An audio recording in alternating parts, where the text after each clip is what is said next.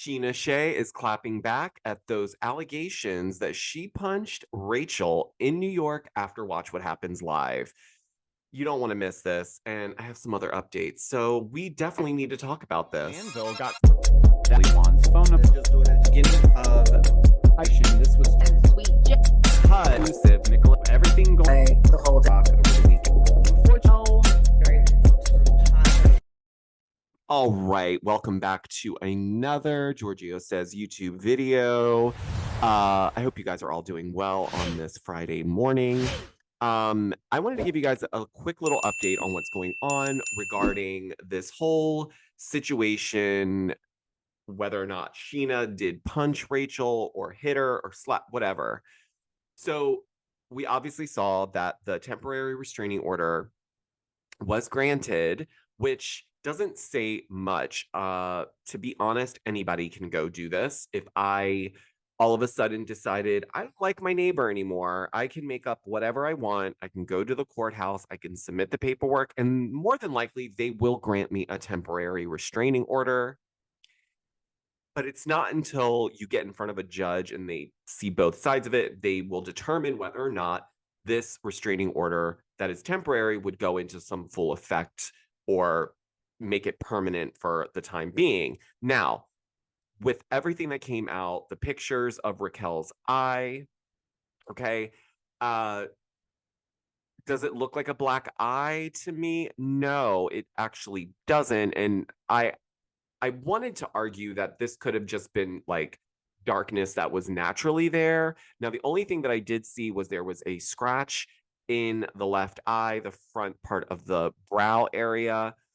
Again, not saying there wasn't a scuffle of some sort, but if we're going to specifically say that Sheena punched Raquel and gave her a black eye, hearing that and then looking at the photos, it doesn't really look like, if you showed me those photos and said, what do you think happened? I would say, oh, well, she got scratched or something hit her in the eye, but not necessarily that she got punched. Also, Scheana Shay is like yay high and Raquel is tall. So she is not on the same, like, she's not eye level to Raquel. So if she did punch her, she would have to punch up, which would then, I guess, in my mind, mean that she would hit the outer part of the eye.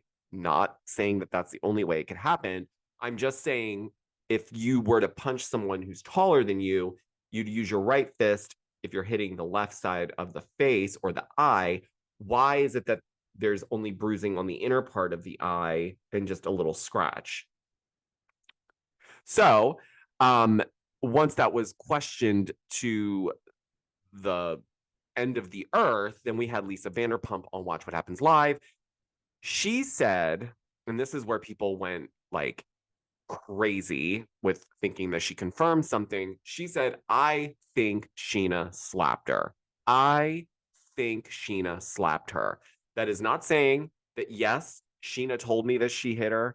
No, this is just Lisa Vanderpump is like us. We are seeing the same information come out about it. Lisa Vanderpump was not in New York when this incident happened, so she wouldn't be able to confirm it unless she was specifically told by Sheena herself, which that has not been the case. And the reason why I say it's not been the case is, I was waiting to see if Sheena was going to say anything because she had stayed pretty quiet. And I understand in situations like this, it's probably best you don't speak too much, Rachel. But her attorney finally released a statement, so I'm going to read it for you guys. So Nima Ramani, who is Scheana Shays' attorney, wrote, "This case is a fabrication by a known liar and a cheat who has betrayed everyone close to her. Sheena never punched Rachel, period. The supposed dark markings around her left eye have been there for months. Neither Sheena nor other cast members want anything to do with Rachel going forward. The judge has only heard a one-sided account of what happened, and we look forward to presenting the full and true story at the March 29th hearing."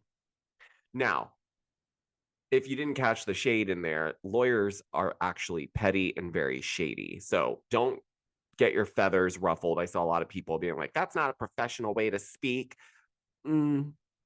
lawyers are not meant to be there to be nice when they are defending their client. They're gonna be petty, they're gonna be a little messy. So hence why they're calling her by her legal name, Rachel.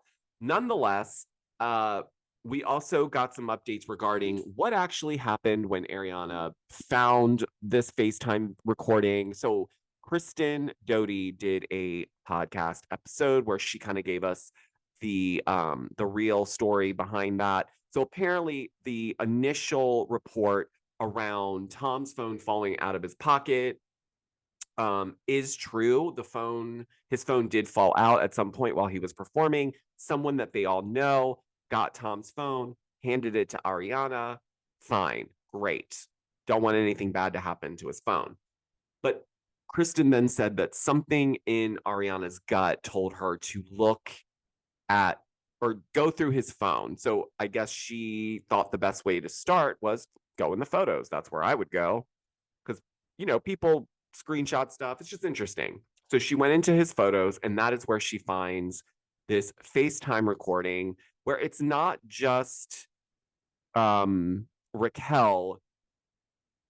I don't know if I can say this word. I guess she was playing with her kitty cat while Tom was playing his trumpet, if you will. But so they were clearly like doing this for each other. He screen recorded it and saved it to his photos. And this is what confirmed it for Ariana and sealed the deal. And here we are. But Kristen also updated us on letting us know that, this whole situation between Ariana and Tom is not going to be easy to deal with because they do own their house together. And right now, the issue lies where Ariana doesn't want to see Tom for obvious reasons. However, Tom still lives there and he's got to come. But Kristen did say that she felt, or that she told him rather, that, maybe it's best at this time that you give Ariana a few hours heads up that you're going to be coming over so that she can leave, so that there's no reason for her to see you. Totally respectable, understandable. But even though Tom seemed to oblige a little bit, his ultimate thing was like, well, if she's uncomfortable, then she can leave. Total, classy move, Tom. Classy move. What else? So yeah, I don't know, guys. It does seem that we're gonna have a little bit of an issue with who's gonna physically be at this reunion on March 23rd, because as you know, the hearing for the restraining order is not until the 29th. So one of the two ladies, whether it be Sheena or Raquel, will not physically be present for the reunion. Now, I hope that they make Sheena do the virtual reunion because I think it's really important that Raquel show up in person. She needs to face all of this and take accountability in the faces of the people that she betrayed and lied to. That is my opinion. It's no shade to Scheana Shays. I would love for her to be there as well. But if we're going to pick one or the other, I think it's more important Raquel goes to the reunion, physically sit her butt there and take it on. And Sheena can do it virtual. But I want to know what you guys think about this. Do you, I did a poll on my Instagram and it was pretty neck and neck. It was almost 50-50 where a lot of you thought Sheena did punch her and that it was well-deserved. I don't personally think violence is going to solve anything here. But nonetheless, there was another almost 50% that said, no way, she would never do it. So I'd love to know what you guys think. Do you think Sheena punched her in the eye, or do you think that Rachel is embellishing this to play into this whole victim narrative that her PR crisis team has kind of laid out? Let me know down below as always. And until the next video, guys, I will talk to you next time. Bye.